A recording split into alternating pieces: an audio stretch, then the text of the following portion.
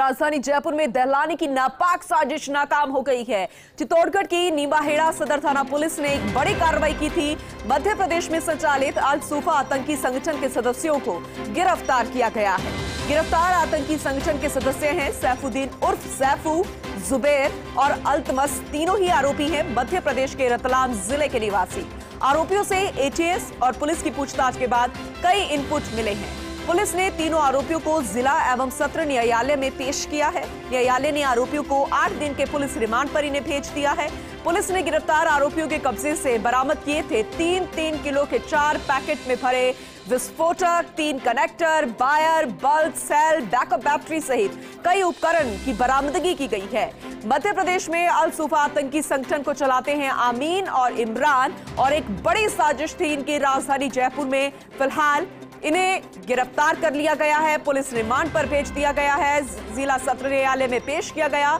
न्यायालय ने आरोपियों को 8 दिन की पुलिस रिमांड पर भेजा है और इनकी एक बहुत बड़ी साजिश नाकाम हो गई है।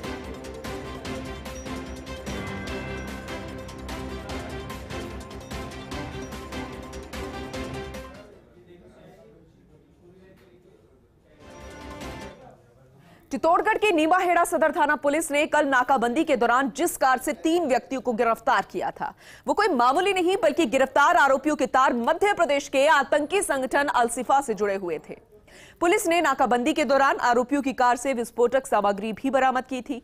वो जयपुर के दहलाने के लिए काफी थी। गिरफ्तार हुए आतंकी सैफुद्दीन उर्फ सैफू, जुबैर और अल्तमश आतंकी संगठन से जुड़े हुए थे। बहरहाल गिरफ्तार आरोपी निश्चित तौर पर कहा जा सकता है कि किसी आतंकी संगठन से जुड़े हुए थे, तो निश्चित तौर पर पूरे मामले की जांच एटीएस को सौंप दी गई है और अब पूरे मामले की जांच एडिशनल एसपी उदयपुर एटीएस अनंत कुमार के नेतृत्व में की जा रही है। जिस तरह से कड़ी जोड़ी जा रही है और इनपुट्स मिल रहे हैं उसके आधार पर तो कहा जा सकता है कि बड़ा आतंकी संगठन है। कैमरा पर्सन चंद्रेश जैन के साथ PK Agarwal, first India news, Chittorgarh. ज्यादा जानकारी के साथ चित्तौड़गढ़ से हमारे संवाददाता पीके अग्रवाल जुड़ गए हैं, उनका रुख करते हैं। पीके, वाकई में एक बहुत बड़ी साजिश थी जिसे नाकाम कर दिया गया है। हालांकि अब ये हिरासत में है, पुलिस रिमांड में है, बहुत सारी पूछताछ हुई है, कुछ इनपुट सामने आ पाया?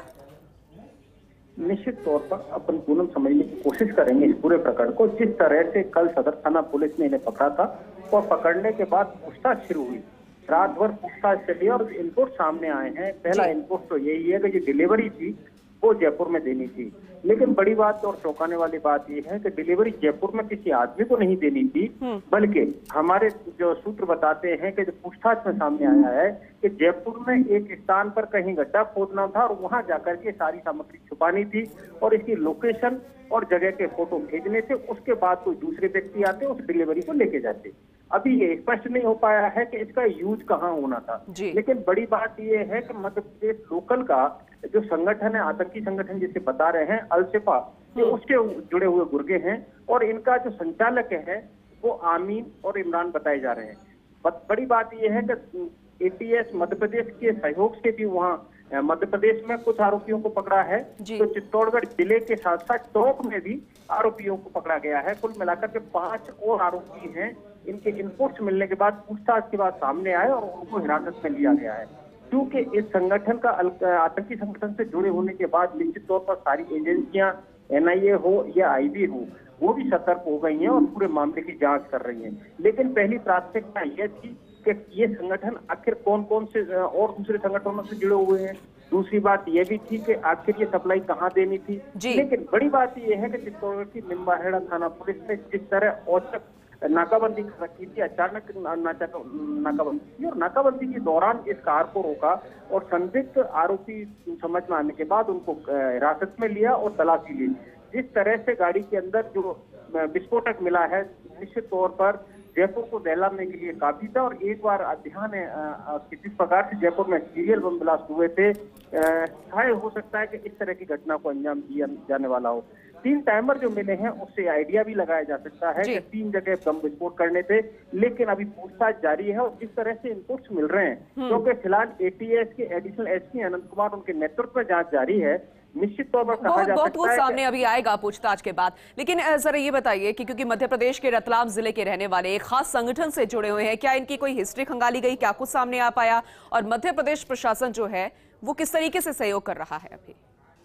निश्चित तौर पर हिस्ट्री खंगाली गई है, गिरफ्तार आरोपियों की हिस्ट्री खंगाली गई है। इन पे तीनों के तीनों आरोपियों के खिलाफ पूर्व में मुकदमे दर्ज हैं, विभिन्न धाराओं में मुकदमे दर्ज हैं। मध्य प्रदेश में इनका रिकॉर्ड खंगाला जा रहा है, लेकिन फिलहाल मध्य प्रदेश में जिस आरोपी को हिरासत में लिया है, फिलहाल एटीएस मध्य प्रदेश उससे पूछताछ कर रही है और उससे पूछताछ मध्य प्रदेश एटीएस की पूछताछ पूरी होने के बाद राजस्थान एटीएस को सौंपा जाएगा। इस प्रकार के रिपोर्ट हमारे पास है। और जिस तरह से टोंक से भी जिन आरोपियों को हिरासत में लिया है उनसे राजस्थान एटीएस पूछताछ कर रही है। तो कुल मिलाकर के इस पूरे के पूरे सरगना के तार की दूसरे किसी आतंकी संगठन से जुड़े होने की पूरी संभावना है, इनकार नहीं किया जा सकता। लेकिन अलर्ट मोड पर हैं सारी एजेंसियां और उम्मीद की जानी चाहिए कि जल्द ही पूरे मामले का खुलासा होगा। लेकिन फिलहाल जिस तरह से आरोपियों को पकड़ा है उससे एक बात तो तय हो गई है कि कहीं न कहीं प्रदेश में आतंकी संगठन सक्रिय था और निश्चित तौर पर किसी बड़ी घटना को अंजाम देने की फिराक में थे। लेकिन राहत की बात यह है कि इनकी जो नापाक साजिश थी वो नाकाम हो गई। बहुत बहुत शुक्रिया तमाम जानकारी देने के लिए।